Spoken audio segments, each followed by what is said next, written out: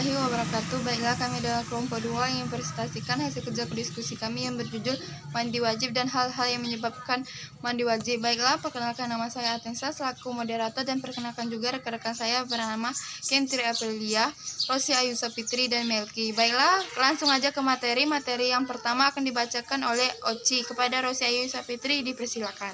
Saya Rosi Ayusa Fitri dari kelompok 2 ingin membacakan materi kami yang berjudul Fardu mandi wajib dan perkara yang menyebabkan mandi wajib. Yang pertama yaitu pengertian mandi wajib. Cara untuk menjaga kebersihan dan kesucian diri adalah dengan mandi dan berwudu. Dalam Islam dikenal istilah mandi wajib. Mandi wajib ini adalah sebuah aturan dari Allah untuk umat muslim dalam kondisi tertentu dan syarat tertentu. Dalam bahasa Arab, mandi berasal dari kata al-ghuslu yang artinya mengalirkan air pada sesuatu. Menurut istilah, al-ghuslu adalah menuangkan air ke seluruh badan dengan tata cara yang khusus, bertujuan untuk menghilangkan hadas besar.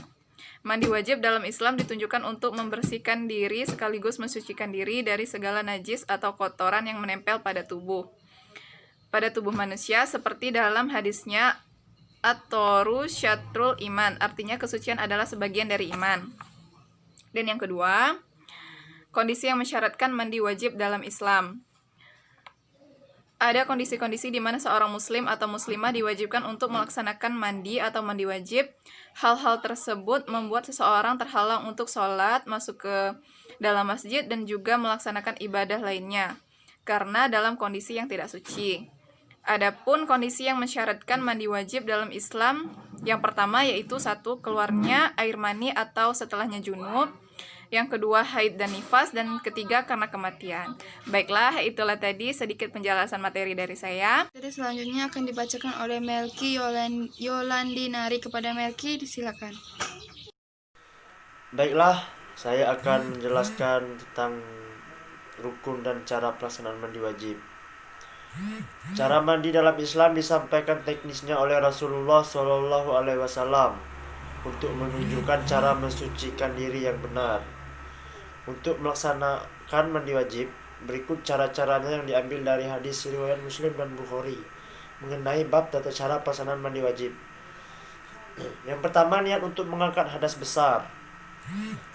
Segala sesuatu berasal dari niatnya. Untuk itu termasuk pada pelaksanaan mandi wajib pun juga harus diawali dari niat. Selanjutnya, membasuh seluruh anggota badan yang zahir. Selanjutnya, cara mandi wajib yang baik menurut Rasulullah. Yang pertama, terlebih dahulu mencuci tangan sebanyak 3 kali sebelum tangan tersebut digunakan mandi atau dimasukkan ke dalam tempat pengambilan atau penampungan air. Untuk membersihkan kemaluan dan kotoran, maka hendaklah untuk menggunakan tangan kiri, bukan tangan kanan. Tangan kanan digunakan untuk makan, sedangkan tidak mungkin menggunakannya untuk membersihkan kemaluan. Setelah membersihkan kemaluan, maka cucilah tangan dengan menggosokkannya pada tanah. Bisa juga dengan sabun agar hilang kotoran tersebut dari tangan. Selanjutnya, berwudu dengan cara berwudu yang benar sesuai aturan atau rukunnya dalam Islam selagi akan melakukan salat. Selanjutnya, tata cara mandi wajib bagi laki-laki. Yang pertama, ambil air di kamar mandi, lalu basuh tangan 3 kali. Bersihkan najis atau kotoran yang menempel pada tubuh. Selanjutnya, berwudu. Guyur kepala hingga 3 kali pakai air bersamaan dengan mengucap niat. Siram seluruh anggota badan bagian kanan hingga 3 kali. Selanjutnya, bagian kiri 3 kali. Gosok seluruh tubuh 3 kali, baik depan maupun belakang. Selanjutnya, pastikan air membasuh seluruh bagian kulit, menyela rambut, bulu tebal serta jenggot agar kulit terbasuh air. Jika menyentuh kemaluan saat mandi, berwudu kembali di akhir mandi. Selanjutnya, tata cara mandi wajib bagi perempuan. Yang pertama, ambil air di kamar mandi lalu basuh tangan 3 kali. Bersihkan najis atau kotoran yang menempel di tubuh. Selanjutnya, berwudu, guyur kepala 3 kali bersama dengan mengucap niat. Rambut tidak boleh digelung. Gosok seluruh tubuh sebanyak 3 kali, baik depan maupun belakang. Pastikan air membasuh semua bagian kulit, menyela rambut dan bulu tebal agar kulit terbasuh air. Jika menyentuh kemaluan saat mandi, berwudu kembali di akhir mandi junub. Materi selanjutnya akan dibacakan oleh Kenti Aprilia. Kepada Kenti dipersilakan. Baiklah, saya akan membacakan materi terakhir, yaitu hal-hal yang dimakruhkan ketika mandi. 1. Berlebih-lebihan dalam menggunakan air. 2. Mandi di tempat yang najis karena dikhawatirkan akan terkena najisnya.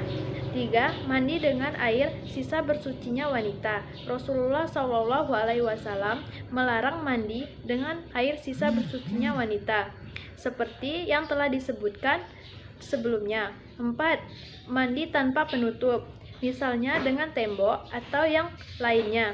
Berdasarkan dalil-dalil berikut, Maimunah radhiyallahu anhu berkata, "Aku persiapkan air untuk Rasulullah SAW dan menutupi beliau, kemudian beliau mandi."